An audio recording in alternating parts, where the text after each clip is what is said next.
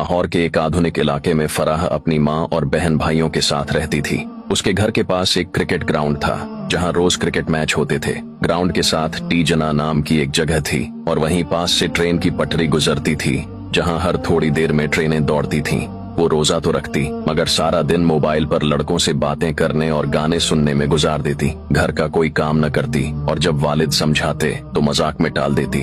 रोजा रखना ही बहुत बड़ा काम है, बाकी सब फजुल है। उसकी माँ भी ऐसी ही थी, दौलत को सबसे ज्यादा अहमियत देने वाली, शौहर और नेक बेटे को दबाने वाली और बेटियों को आजाद छोड़ने वाली। फराह की बहन भी उसी की तरह थी। इन दोनों को न रोजे की कदर थी न इबादत की, मगर जब घर वाले देखते तो फराह इबादत का झूठा ड्रामा करने लगती। तस्बीह हाथ में लेकर बैठ जाती ताकि सब यही समझें कि वो नेक है। फराह का बाप एक मेहनती मजदूर था जो सुबह काम पर चला जाता और रात को थका हारा घर लौटता, मगर जब वो आता तो बीवी उसके साथ नौकरों जैसा सलूक करती। वो खाने के लिए कहता तो वो तंजियां कहती, इतनी मेहनत करते हो फिर भी शिकायतें करते हो, खुद जाकर खा लो। जब वो अपनी मेहनत की कमाई घर लाता तो बीवी जबरदस्ती उसके हाथ से पैसे छीन लेती और पूछती, पूरे पैसे कहाँ हैं? एक एक रुपए का हिसाब दो। अगर शौहर कुछ पैसे अपनी जरूरतों के लिए रख लेता तो वो चीखने लगती, ये पैसे मेरे हैं, तुम्हें अपनी कमाई रखने का कोई हक नहीं। दो भाई, एक माँ का गुलाम, दूसरा बाप की तरह मेहनती फराह के दो भाई थे।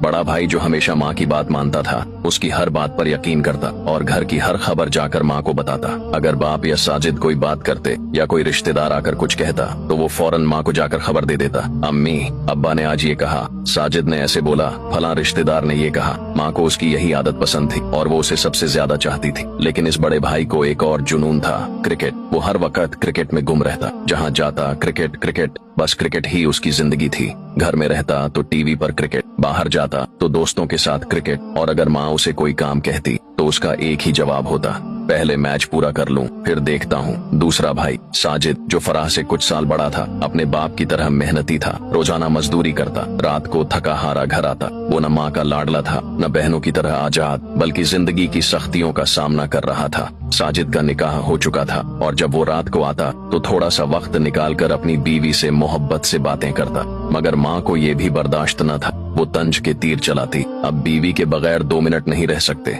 माँ के लिए वक्त नहीं बचा, बस बीवी ही सब कुछ बन गई। तू भी अपने बाप की तरह बीवी का गुलाम बन गया। रमजान की खूबसूरत रात, फराह पर अल्लाह का अजाब। एक रात जब सब लोग तरावीह पढ़ रहे थे, फराह और उसकी बहन मोबाइल में मग्न थीं। अचानक फराह का जिस्म कांपने लगा, आंखों के आगे अंधेरा छा गया और वो जमीन पर गिर पड़ी। बहन खौफजदा हो गई। वो फराह के करीब आई और उसकी बेहोशी में सवाल करने लगी, फराह तुम्हें क्या हो गया? ये सब क्यों हो रहा है? कहीं तुम्हें अल्लाह के अजाब ने तो नहीं पकड़ लिया? मगर फराह कुछ न बोल सकी, उसकी जबान बंद हो चुकी थी। फराह को फौरन अस्पताल ले जाया गया। डॉक्टर ने कहा इसका इलाज मुमकिन है मगर काफी पैसे लगेंगे। माँ के चेहरे का रंग बदल गया। वो जो सारी दौलत जमा करने में लगी रहती थी, आज जब बेटी की जिंदगी बचाने का वक्त आया तो वो कहने लगी, इतने पैसे मेरे पास नहीं है, मैं ये खर्च नहीं कर सकती। बड़ा भाई भी माँ की तरह ही था, वो भी खामोश खड़ा रहा। मगर साजिद आगे बढ़ा, उसने अपनी सारी जमा पूंजी निकाली और फराह के इलाज के लिए दे दी। अल्लाह ने रहम किया और इलाज के बाद फराह ठीक हो गई। आंख खुलते ही उसकी आंखों से आंसू जारी हो गए।